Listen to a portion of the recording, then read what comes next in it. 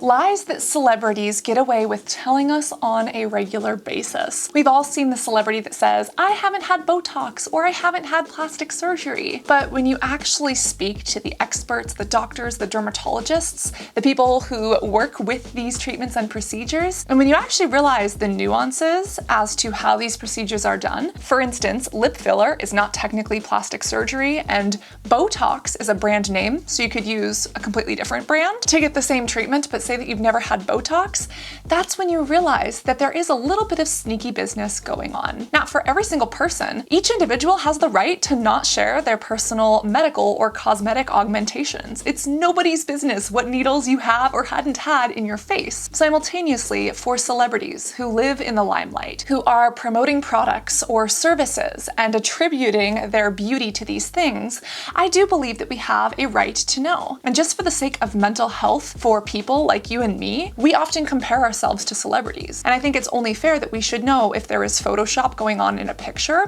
so that we don't have to compare our reflection to somebody else's retouch. Now, when that comes to plastic surgery or to these cosmetic augmentations, again, that is a fine line to walk because everyone deserves to have privacy. But I do believe that when people are putting themselves out there and other people are comparing themselves to these celebrity figures, we deserve to know what's going on for the sake of body dysmorphic disorder and our own mental health. So, as a medical esthetician who understands what happens behind the scenes and who has worked with doctors and dermatologists who, yes, have confidentially shared some very interesting things about what happens in the industry, I wanted to level the playing field without exposing anything that is confidential or personally identifying. I think it's important to talk about how not just one, but many celebrities and influencers get away with saying, I've never done or I've never had blank, and what they did actually do instead. Please remember that all of this is alleged. We're not pointing fingers at specific people here. And the entire reason for this really is to protect our mental health, to help us see the truth that happens in advertising. And if you are someone who constantly compares yourself to the people that we see on screens or in movies or magazines, it's a reminder that reality isn't always what we see. And sometimes our eyes can deceive us. And let's actually start with that first one. There are a lot of people who say, I've never had an eye lift. I've never had a facelift. And that might technically be true. You see, a facelift is a procedure where skin is actually cut out of the face and it is lifted, usually pinned behind the ears and sometimes around the hairline. But that is a very intensive procedure, and yes, you need anesthesia for it, and you need it to be done by a surgeon. However, there are some treatments such as thread lifts and even lasers that can cause lifting to this eye area without ever doing, a facelift or even blepharoplasty. So blepharoplasty is this surgery of the eyelids and the eye area, usually to help with puffiness and a little bit of lifting if you have a hooded eye. But what about thread lifts? A lot of people see this fox eye and they think, oh, I need a facelift or an eye lift. This could be what's called a thread lift. Thread lifts are basically strings that are inside of the skin. Some of them have barbs on them, and they actually hold the skin taut to create a specific look. Now, some of them dissolve over time, and unfortunately, some of them actually break. If you'd like a video on that, we can definitely do one. But it's technically not a form of surgery. It doesn't need to be done by a plastic surgeon. Doctors, NPs, nurses can do it. And it's relatively non-invasive, unlike an actual blepharoplasty or a facelift. The other thing is Botox or neuromodulators. You see, our face has tons of muscles that help us emote and smile and connect. But a lot of times, as we age, our collagen and elastin is not as abundant as it used to be, and we do tend to get small wrinkles. And some people like to use Botox or neuromodulators to prevent those wrinkles from happening and therefore setting in. Think of your face like a piece of paper. If we fold it and open that piece of paper 100 times, we can try to smooth it out all we want, but there's always going to be a wrinkle in the middle. And when we think of that piece of paper, we can't ever undo that wrinkle. It's kind of set in there, and every time we smile or emote or be shocked or surprised, if you ever look at my thumbnails, yes, that is caused by muscles underneath the skin wrinkling that skin on that upper layer in the dermis and epidermis. And if we do that time and time again, just the way we do as humans who emote, sometimes those can set in. Now, Botox or a neuromodulator basically stops the muscles and the nerves from being able to signal together. Basically stops you from even being able to lift those muscles and create those contractions. And for people who want to prevent wrinkling, if you can't literally wrinkle the skin or emote, then you won't be able to have those wrinkles set in. Now, here's a sneaky thing. A lot of celebrities say, well, I've never done Botox. And that might be true, because Botox is a brand name. Just the way you could say, oh, I've never used a Kleenex. but you've used facial tissues, it's a similar thing.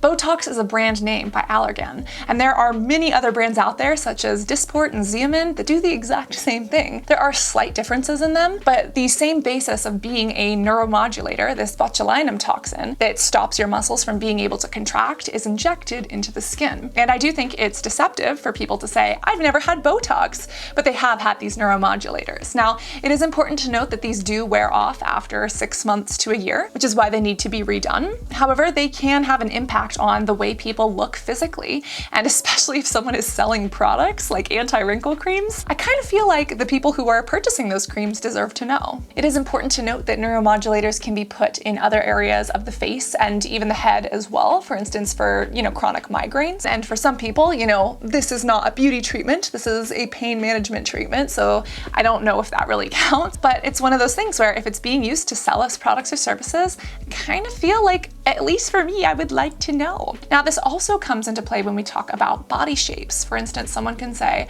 I have never had a butt implant. And that might be true. A butt implant, or even implants elsewhere on the body, are usually these silicone sheets, basically, these silicone creations. They are slipped underneath the skin, and they can be in the cheeks, you can do them in the abdomen, you can do them in the butt, etc. And they give, the body a new shape. However, you can also do that in ways that doesn't involve implants. For example, some people use cheek implants or chin implants, but other people actually use filler. Hyaluronic acid filler is a really great option to help reshape some of these areas, and it's technically not an implant, but it could be injected silicone or it could be injected hyaluronic acid. And again, this also comes into place with the body. For example, someone can say, no butt implants.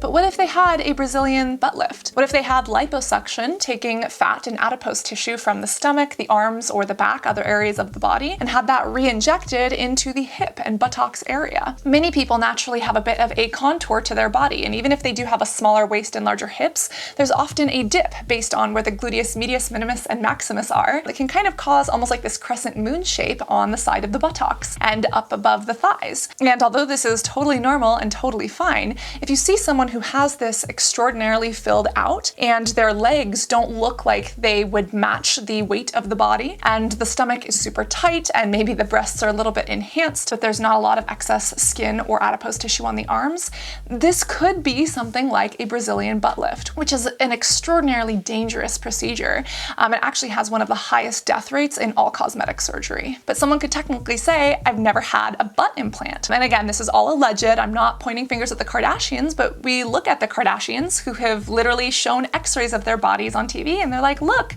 no implant. And that's very true. But it could be liposuction, it could be contouring, it could be something like cool sculpting that helps to slim fat or kill fat cells on certain areas of the body. And that's another great example. Someone can say, I've never had liposuction. So maybe they've never had a cannula stuck into their body to suction out that adipose tissue, but maybe they did have cool sculpting where the fat was literally frozen off and their bodies were left to break down and get rid of that. And if you're gonna sit here and sell me diet teas and weight loss shakes and workout stuff, I feel like we should deserve to know whether or not someone has ab implants or has had liposuction or cool sculpting, instead of just saying, oh, my body is just based on my hard work in the kitchen and in the gym. Because for a lot of people, that's not attainable. It takes a lot of hard work. And if surgeries or procedures are being used to enhance those looks, I feel like I should deserve to know before I spend $400 on some workout course online. It happens a lot of times in the industry, not to mention for men, there are also body standards, especially when it comes to injecting muscle. This can be done legally or illegally. And yes, there are even,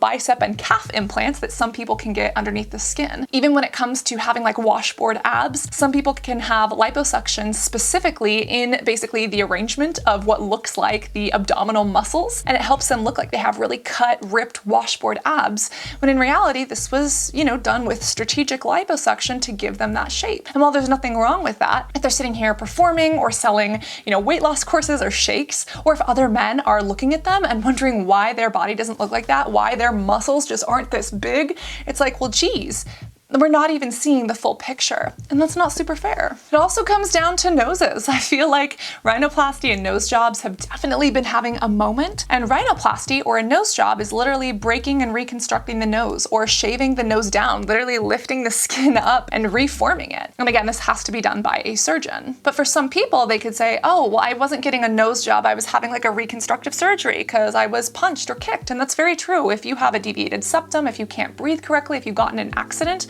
you're going to need some sort of a surgery to correct that, just to make sure that you can breathe and smell. But when celebrities do this over and over and over, it makes us wonder why their nose is changing in real time. Now, there are ways for people to say, I have never had rhinoplasty, I've never had a nose job, not even a corrective one due to an accident. But you know what they have had?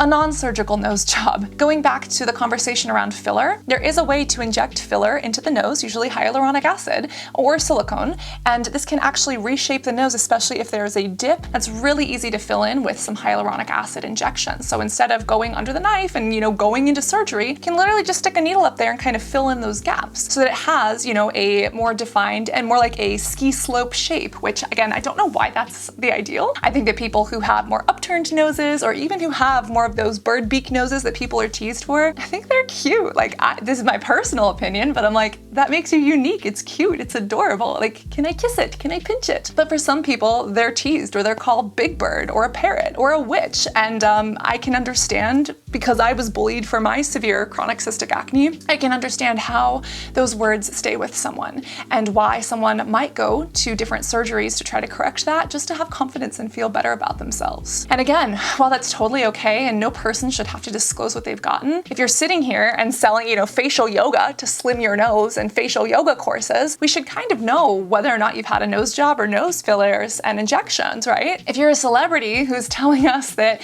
it's just this contouring that gives you this look, we should deserve to know that if your face has completely changed. And it really brings up this conversation of all these celebrities and influencers looking like clones of themselves. And it's like, okay, well, where is that individuality? And if everyone starts to look more and more the same and more like a filtered version of ourselves, how is someone, supposed to love themselves unfiltered in the mirror? It becomes really hard. And again, the lies that some celebrities and influencers tell us go even beyond surgeries and cosmetic augmentations and procedures. You know how many celebrities and, influencers are out there who launched their own brands and then they don't even use them? And they're like, oh, this is my favorite, my new launch. It's the best thing ever. I love this skincare. And then someone washes their face and they're not even applying the product. Or, they're using mascara, but they're not even using the mascara. We've all seen those, right? Unfortunately, the celebrity billboard phenomenon is something that we've seen more and more. I actually did a video breaking all of this down on how it started with perfumes, and then it was like clothing lines and shoes, and then it was makeup, and now it's skincare. And celebrities are just putting their names on these products or these lines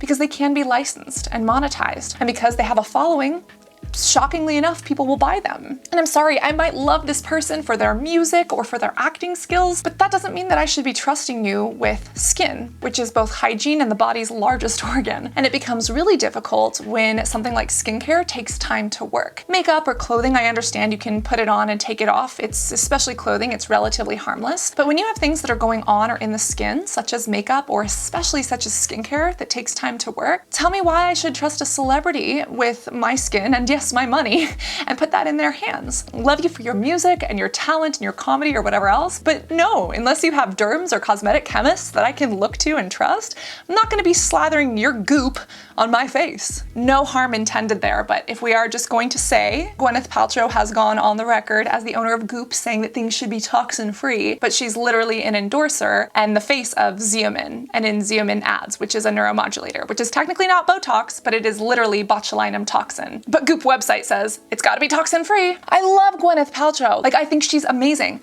and beautiful, but I'm not gonna be trusting her with my skincare and definitely not going to be taking her advice on SPF application. But I digress. There are many things that we as consumers are lied to or things get pulled over our eyes quite regularly, and I only know the skincare portions. If there are other things that happen or things that I missed, please leave them in the comments below. And if you did appreciate this, make sure to share this with a friend. YouTube often tries to demonetize and kind of hide videos like this where we talk about large societal issues or procedures and treatments because sometimes it can be too graphic for their algorithms. So if you share share this with a friend, it shows YouTube, hey, people kind of want the reality. We kind of want to know what's going on behind the scenes here so that we can make informed decisions about what we want to do to and for ourselves. And don't forget to subscribe if you do want to join the community. Always remember to stay hydrated, reapply your SPF, and be beautiful both inside and out.